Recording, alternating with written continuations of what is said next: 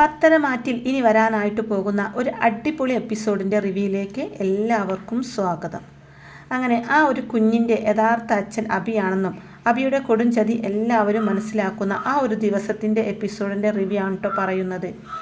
അപ്പോൾ വീഡിയോ ഇഷ്ടമാവുകയാണെങ്കിൽ ലൈക്ക് ചെയ്യുകയും പിന്നെ എൻ്റെ വീഡിയോ ആദ്യമായിട്ടാണ് നിങ്ങൾ കാണുന്നതെങ്കിൽ പ്ലീസ് ഒന്ന് സബ്സ്ക്രൈബ് ചെയ്ത് സപ്പോർട്ടും കൂടെ ചെയ്യണേ.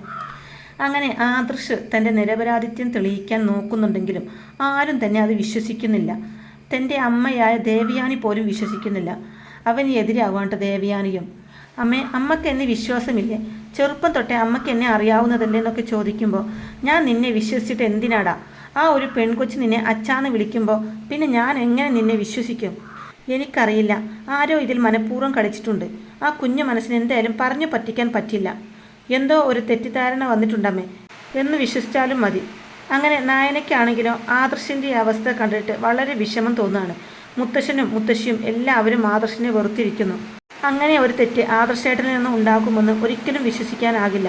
ഒരിക്കലും ഒരു പെണ്ണിനെ ചതിച്ച് അതിലൊരു ഗർഭമുണ്ടായി കുഞ്ഞിനെയും സമ്മാനിച്ച് ആദർശേട്ടൻ ഇങ്ങനെ മുങ്ങി നടക്കില്ല. അങ്ങനെയുള്ള ആദർശേട്ടന് എന്തുകൊണ്ട് ഭാര്യയെയും കുഞ്ഞിനെയും അനന്തപുരിയിലേക്ക് കൊണ്ടുവന്നുകൂടാ? ഇതിൻ്റെ പിന്നിൽ എന്തോ ഒരു ചതിയുണ്ട്. ഒരു ഗൂഢതന്ത്രം തന്നെ ഇതിൻ്റെ പിന്നിൽ ഒളിഞ്ഞിരിപ്പുണ്ട്. അത് കണ്ടുപിടിച്ചേ പറ്റൂ.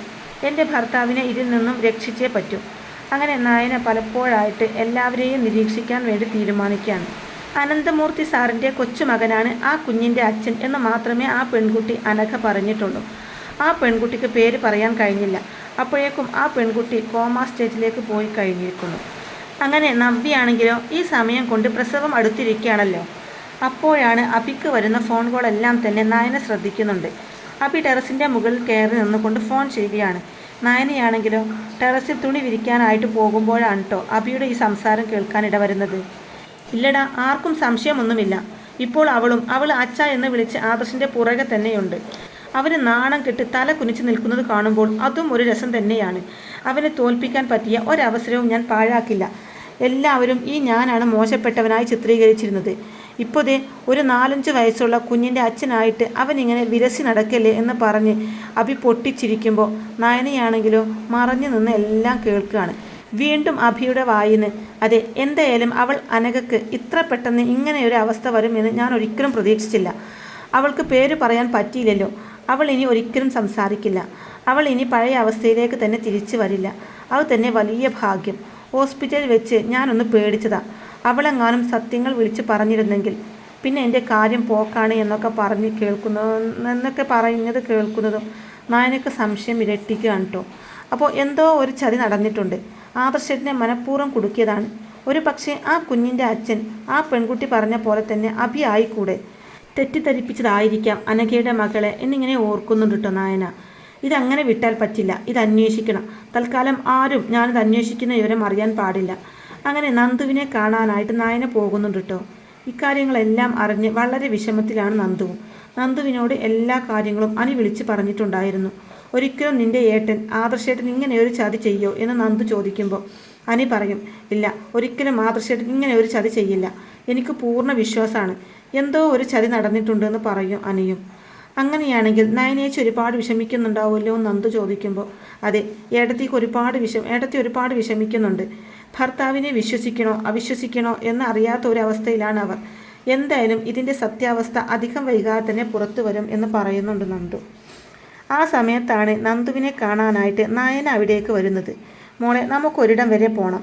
ഈ അനഘയെക്കുറിച്ച് ഒന്ന് അന്വേഷിക്കണം എന്ന് പറയുന്നുണ്ട് കേട്ടോ നായന. എന്താ ചേച്ചി, എന്താ പെട്ടെന്ന്?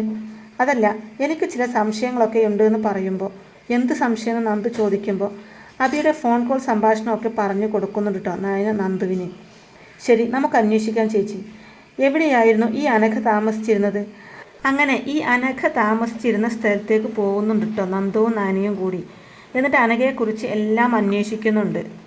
അപ്പോൾ അവിടെ വെച്ച് അറിയാൻ കഴിഞ്ഞത് അവൾ കുറച്ചു കാലമായിട്ട് ഒരു 5-6 വർഷമായിട്ട് വിദേശത്തായിരുന്നു അവൾക്ക് ജോലി. അസുഖം കൂടിയപ്പോഴാണ് നാട്ടിലേക്ക് വന്നത്. ഈ അനഘക്ക് ആരുമില്ല എന്ന് അന്വേഷിക്കുമ്പോൾ അനഘക്ക് ആരുമില്ല എന്നാണ് അവർക്ക് മറുപടി കിട്ടുന്നത്. അങ്ങനെ അവിടെയൊക്കെ അന്വേഷിക്കുമ്പോൾ ഒടുവിൽ അവിടെ അനഘയുടെ ഒരു കൂട്ടുകാരിയെ കാണുകയാണ് കേട്ടോ. കൂട്ടുകാരി ഒരു ഫ്ലാറ്റിലായിരിക്കും താമസിക്കുന്നത്.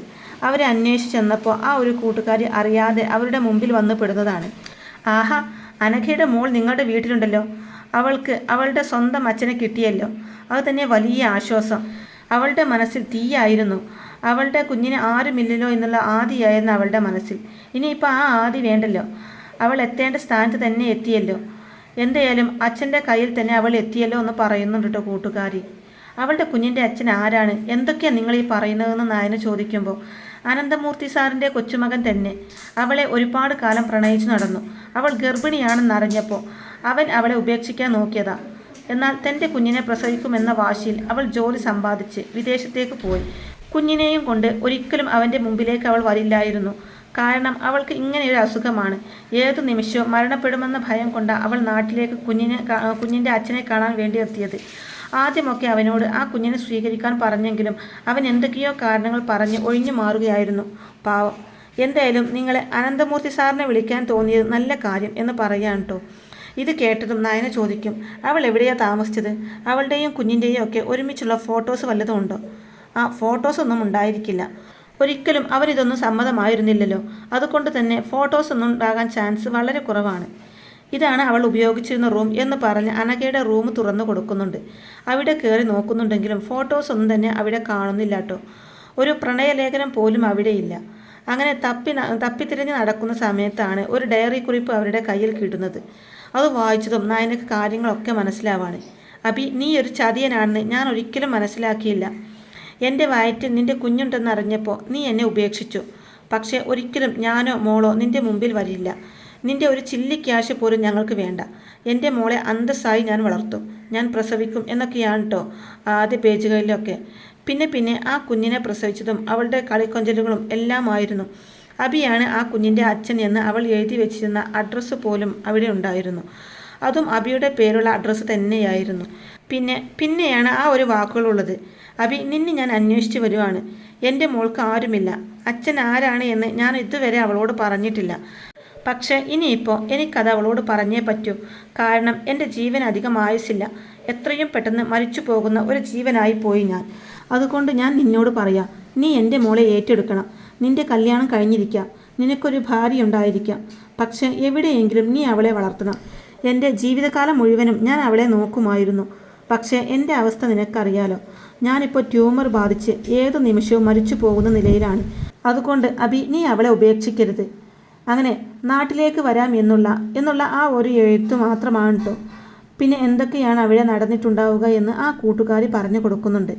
അബി ആദ്യമൊന്നും അവളെ സ്വീകരിക്കാൻ തയ്യാറായില്ലെന്നും, അബി വിവാഹം കഴിച്ചിട്ടുണ്ടല്ലോ, അബിയുടെ ഭാര്യ ഞങ്ങളുടെ ചേച്ചിയാണ്, അബി വിവാഹം കഴിച്ചത് ഞങ്ങളുടെ ചേച്ചിയാണ്. പക്ഷേ ഇപ്പോൾ ആ വീട്ടിൽ അനഘയുടെ മകൾ ആദർശേട്ടനെയാണ് അച്ഛ എന്ന് വിളിക്കുന്നത്. അതേയോ, അത് അവരാരോ എന്തോ ഇതിനിടയിൽ കളിച്ചിട്ടുണ്ട്. ഞാൻ കുറച്ച് സമയം എൻ്റെ അമ്മ വീട്ടിൽ പോയിരുന്നു. ആ സമയത്താണ് അതൊക്കെ സംഭവിച്ചിട്ടുള്ളത്. എന്താണോ നടന്നതെന്ന് ഞങ്ങൾക്കറിയില്ല എന്ന് കൂട്ടുകാരി പറഞ്ഞു കൊടുക്കുന്നുണ്ട്. ഇത് കേൾക്കുന്ന നന്ദുവും നനിയും ഷോക്കായി നിൽക്കുകയാണ്. എന്നിട്ട് പറയും, ഈ ഡയറിയുമായിട്ട് ഞങ്ങൾ പോവട്ടെ. ആദർശേട്ടനല്ല, യഥാർത്ഥ അച്ഛൻ അബിയാണെന്ന് എല്ലാവരും അറിയണം. കാരണം ആദർശേട്ടൻ എല്ലാവരുടെയും മുമ്പിൽ തല കുനിച്ച് നാണം കെട്ട് നിൽക്കുകയാണ്, ആ വീട്ടിലെ ഒരു മോശക്കാരനായിട്ട്. ശരി, അല്ല അബിയാണെന്ന് എനിക്കും അറിയാലോ. ഞാനും അവരുടെ കൂടെ ഒരുപാട് യാത്ര ചെയ്തതാണ്. വേണമെങ്കിൽ എന്നെയും വിളിക്കാം. എന്തായാലും ഒരുപാട് താങ്ക്സ് ഉണ്ട്. ഇപ്പോൾ ഞങ്ങളുടെ കൂടെ വരണ്ട. ആവശ്യമുണ്ടെങ്കിൽ വിളിക്കാമെന്ന് അനഘയുടെ കൂട്ടുകാരിയോട് പറയുന്നുണ്ട് കേട്ടോ നയന. അങ്ങനെ അനഘയുടെ ആ ഒരു ഡയറി കുറിപ്പും ആ ഒരു തെളിവുകളുമായിട്ട് നന്ദുവും നയനയും പോകുന്നുണ്ട് അനന്തപുരിയിലേക്ക്. മുത്തശ്ശനെ കാണണം, മുത്തശ്ശൻ്റെ അടുത്ത് സത്യങ്ങളെല്ലാം പറയണം എന്ന് വിചാരിച്ചു കൊണ്ട് തന്നെ അനന്തപുരിയിലേക്ക് എത്തുകയാണ്. എന്നിട്ട് നയന മുത്തശ്ശനോട് ചോദിക്കുകയാണ്, മുത്തശ്ശൻ ഇപ്പോഴും ആദർശേട്ടനെ സംശയിക്കുന്നുണ്ടോ? അത് എനിക്കറിയണമെന്ന് പറയാൻ നയന. എന്താ മോളെന്ന് മുത്തശ്ശൻ ചോദിക്കുമ്പോൾ, എനിക്ക് എൻ്റെ ഭർത്താവിനെ ഒരു സംശയവുമില്ല മുത്തശ്ശ. ആ കുഞ്ഞ് ഒരിക്കലും ആദർശേട്ടൻ്റെ അല്ല. അതുകൊണ്ട് തന്നെ ഞാൻ ഇതുവരെ ഒരിക്കലും ആദർശേട്ടനെ വിഷമിപ്പിച്ചിട്ടില്ല. ഇതാ കണ്ടോ, ഇതിൻ്റെ അന്വേഷണത്തിലായിരുന്നു ഞാൻ. എനിക്ക് അബിയിൽ നിന്ന് എന്തൊക്കെയോ സംശയങ്ങൾ തോന്നി. അങ്ങനെയാണ് ഞാൻ അന്വേഷണത്തിന് ഇറങ്ങിയത്. ആ കുഞ്ഞ് ആദർശേട്ടൻ്റെ കുഞ്ഞല്ല മുത്തശ്ശ. അതിനുള്ള തെളിവുമായിട്ടാണ് ഞാൻ വന്നിരിക്കുന്നത്. ഇതാ മുത്തശ്ശ തെളിവ്. അങ്ങനെ ആ ഡയറി കുറിപ്പുകൾ എല്ലാം തന്നെ മുത്തശ്ശന് കൊടുക്കാട്ട നായന. അനഘയുടെ ആ ഡയറി കുറിപ്പുകളെല്ലാം വായിക്കുന്നുണ്ട് മുത്തശ്ശൻ. അതിനുശേഷം അവൾ ആ ചെറുപ്പമായപ്പോൾ ഉള്ള ഫോട്ടോസും അബിയുമൊത്തുള്ള മെസ്സേജുകളും എല്ലാം, അബിയുമൊത്തുള്ള അവർ പ്രണയിച്ച് നടന്ന സമയത്തുള്ള സെൽഫികളൊക്കെ കണ്ടതോടുകൂടി എല്ലാം അബിയുടെ കളിയാണെന്ന് മുത്തശ്ശന് മനസ്സിലാവുകയാണ്. അങ്ങനെ അനന്തപുരി ഹാളിൽ എല്ലാവരും ഒത്തുകൂടുന്നുണ്ട്. ജലജ ഇതറിഞ്ഞതും അഭിയുടെ കാരണം നോക്കി ഒന്ന് പൊട്ടിക്കുന്നുണ്ട്. എടാ ദ്രോഹി, നീ നിന്റെ സ്വന്തം മകളെയാണോ നിന്റെ ഏട്ടൻ്റേതാണെന്ന് പറഞ്ഞ് നീ ഇത്രയും കാലം ഈ വക പരിപാടികളൊക്കെ ഒപ്പിച്ചു വെച്ചത്? ഒന്നും അറിയാത്ത മട്ടിൽ ജലജ അവിടെ അഭിനയിക്കുന്നുണ്ട് കേട്ടോ. കടക്കണം അമ്മയും മോനും പുറത്ത്. ഇത്രയൊക്കെ നിങ്ങളെ സഹിച്ചിവിടെ വീണ്ടും വീണ്ടും നിർത്തിയില്ലേ? ഇനി സാധിക്കില്ല എന്ന് പറയാണ്ട് മുത്തശ്ശൻ. എന്താച്ചാ ഞാൻ എന്ത് തെറ്റ് ചെയ്തിട്ടാന്ന് ജലജ പറയുമ്പോൾ നീ എല്ലാത്തിനും ഇവൻക്ക് കൂട്ടുനിന്നു. നീ ഇപ്പോൾ ആടിയ നാടകം പോലും കൂട്ടാണെന്ന് എനിക്ക് നന്നായിട്ടറിയാം. അതുകൊണ്ട് തള്ളയും മോനും വീടിൻ്റെ പടിക്ക് പുറത്ത് കിടക്ക്. പിന്നെ അനഘയുടെ മോളുടെ കാര്യം അത് ഞാൻ നോക്കിക്കൊള്ളാം എന്ന് പറയാട്ടോ മുത്തശ്ശൻ. ഇതിനിടയിൽ നവ്യയുടെ പ്രസവം കഴിയുന്നുണ്ട് കേട്ടോ. നവ്യയുടെ കുഞ്ഞിനെ നഷ്ടപ്പെടുന്നുണ്ട് കേട്ടോ നവ്യക്ക്. നവ്യ അതിൽ വല്ലാതെ വിഷമത്തിലാണ്. 10 മാസമായിട്ടാണ് പ്രസവിച്ചതെങ്കിലും കുഞ്ഞിന് എന്തൊക്കെയോ പ്രശ്നങ്ങളൊക്കെ കൊണ്ട് തന്നെ ആ കുഞ്ഞില്ലാതാവാണ്. അതോടുകൂടെ മാനസിക നില തെറ്റിയ രീതിയിലാണ് നവ്യക്ക് ഒരു ആശ്വാസമായിട്ടായിരിക്കും ചിലപ്പോൾ അനഘയുടെ മകൾ. അങ്ങനെ ആ കുഞ്ഞിനെ തൻ്റെ സ്വന്തം മകളെപ്പോലെയൊക്കെ സ്നേഹിക്കുകയൊക്കെ ചെയ്യട്ടോ നവ്യ. അങ്ങനെ അഭിയും ജലജയും മുത്തശ്ശിയുടെയും കാൽ വീണ് പൊട്ടിക്കരഞ്ഞ് മാപ്പൊക്കെ പറയുന്നുണ്ട് കേട്ടോ. അങ്ങനെ ഒരു വിധത്തിൽ അവർ മാപ്പ് പറഞ്ഞിട്ട് തൽക്കാലം നിങ്ങളെ ഒന്നും ഓർത്തിട്ടല്ല ഇവിടെ നിർത്തുന്നത്. നിങ്ങൾ അമ്മയും മോനും പുറത്തു പോകണം. പക്ഷേ നവ്യ മോൾക്ക് ഇവിടെ ഒരു സ്ഥാനമുണ്ട്. അവൾ എന്തായാലും ഇവിടെ തന്നെ ഉണ്ടാവും എന്ന് പറയാണ്. അങ്ങനെ നവ്യയെ കാണാനായിട്ട് മുത്തശ്ശൻ വരുന്നുണ്ട്. മോളെ, ഇത് നിന്റെ ഭർത്താവിൻ്റെ കുഞ്ഞാണ്. ഒരിക്കലും ഈ കുഞ്ഞൊരു തെറ്റും ചെയ്തിട്ടില്ല. തെറ്റ് ചെയ്തത് നിന്റെ ഭർത്താവാണ്. ഈ കുഞ്ഞിനെ നീ സ്വന്തം മോളെ പോലെ വളർത്തണം. ഈ കുഞ്ഞിനും നിനക്കുള്ള സകല സ്വത്തുക്കളും ഞങ്ങൾ തരും. അതുകൊണ്ട് മോൾ അനന്തപുരിയിലേക്ക് വരണം. മോളുടെ ജീവിതം, മോളുടെ ഭർത്താവ് ഇങ്ങനെ ആയിപ്പോയതിൽ ഞങ്ങൾ നിങ്ങളോട് ക്ഷമ ചോദിക്കുക. അവന് എല്ലാത്തിനും കാരണം. ആദർശമോനെ ഒരുപാട് കുറ്റപ്പെടുത്തി പരിഹസിച്ചു. അവനെ ഒരുപാട് വേദനിപ്പിച്ചു. പക്ഷേ എല്ലാത്തിനും പിന്നിൽ അഭിയാണെന്ന കാര്യം അധികം വൈകാതെ തന്നെ അറിഞ്ഞു. എല്ലാ തെളിവുമായിട്ട് നയനമോൾ വന്നപ്പോൾ അങ്ങനെ മുത്തശ്ശനെയും കെട്ടിപ്പിടിച്ച് നവ്യ കരയുന്നുണ്ട് കേട്ടോ. ആ കുഞ്ഞിൻ്റെ അമ്മയായിട്ട് അനന്തപുരിയിൽ നവ്യ വാഴുന്നുണ്ട്. ആ കുഞ്ഞിനെ സ്വന്തം മകളായിട്ട് സ്നേഹിക്കുന്നുണ്ട് നവ്യ. എന്നാൽ അഭിക്കോ ജലജക്കോ ആ വീടിൻ്റെ ഉള്ളിലേക്ക് ഒരു പ്രവേശനവും നൽകുന്നില്ല കേട്ടോ. ആദർശനോട് ചെന്ന് മുത്തശ്ശൻ പറയുന്നുണ്ട്, മോനെ, ഇത്രയും വർഷമായിട്ട് നിന്നെ ഞാൻ മനസ്സിലാക്കിയില്ലല്ലോടാ. ഒരല്പം ഞാൻ നിന്നെ തെറ്റിദ്ധരിച്ചു പോയി. നീ എന്നോട് ക്ഷമിക്കണം മോനെ. എന്താ മുത്തശ്ശ ഇത്? മുത്തശ്ശൻ എന്നോട് മാപ്പ് പറയാനോ എന്ന് ആദർശ് ചോദിക്കുമ്പോൾ, നീ ഒരുപാട് വിഷമിച്ചെന്ന് എനിക്കറിയാം. ആ വിഷമത്തിലൂടെയെങ്കിലും നീ നിന്റെ നിരപരാധിത്വം തെളിയിക്കണമെന്ന് എനിക്ക് വാശിയുണ്ടായിരുന്നു. എന്തായാലും നിന്റെ ഭാര്യയും നീയും ചേർന്ന് നിന്റെ നിരപരാധിത്വം തെളിയിച്ചല്ലോ. നിന്റെ ഭാര്യ ഇത്രയും വലിയൊരു പ്രതിസന്ധിയിലും നിന്റെ കൈവിടാതെ നിന്റെ കൂടെ തന്നെ നിന്നില്ലേ? അത് തന്നെയല്ലേടാ നിന്റെ ഏറ്റവും വലിയ ഭാഗ്യം. നിന്റെ അമ്മ പോലും നിന്നെ സംശയിച്ചു പോയി. മോനെ, അത് പിന്നെയെന്ന് ദേവയാനി പറയാൻ തുടങ്ങുന്നതും, അമ്മ എന്നോട് ഒന്നും പറയണ്ട. ഇത്രയും കാലം അമ്മയുടെ ഒറ്റ മോന. ആ എൻ്റെ മനസ്സ് അമ്മ മനസ്സിലാക്കാൻ അമ്മക്ക് സാധിച്ചില്ലല്ലോ. അപ്പോൾ മോനെ എന്ന് പറഞ്ഞുകൊണ്ട് ദേവയാനി അവൻ്റെ നെഞ്ചിലേക്ക് വീണ് പൊട്ടിക്കരയാണ് കേട്ടോ. അപ്പോൾ അങ്ങനെയൊക്കെയുള്ള നല്ല അടിപൊളി ത്രില്ലിംഗ് ആയിട്ടുള്ള എപ്പിസോഡുകളൊക്കെയാണ് കേട്ടോ. അഭിയും ജലജയും വീട്ടിൽ നിന്ന് പുറത്താകുന്ന നല്ല അടിപൊളി ത്രില്ലിംഗ് എപ്പിസോഡുകളൊക്കെയാണ് കേട്ടോ ഇനി പത്തരമാറ്റ് സീരിയലിൽ വരാനിരിക്കുന്നത്. അപ്പോൾ ഈ റിവ്യൂ ഇഷ്ടമായിട്ടുണ്ടെന്നുണ്ടെങ്കിൽ വീഡിയോ ലൈക്ക് ചെയ്യാനും ചാനൽ കൂടി ഒന്ന് സബ്സ്ക്രൈബ് ചെയ്ത് സപ്പോർട്ട് ചെയ്യാനും മറക്കില്ലേ ഫ്രണ്ട്സ്. താങ്ക്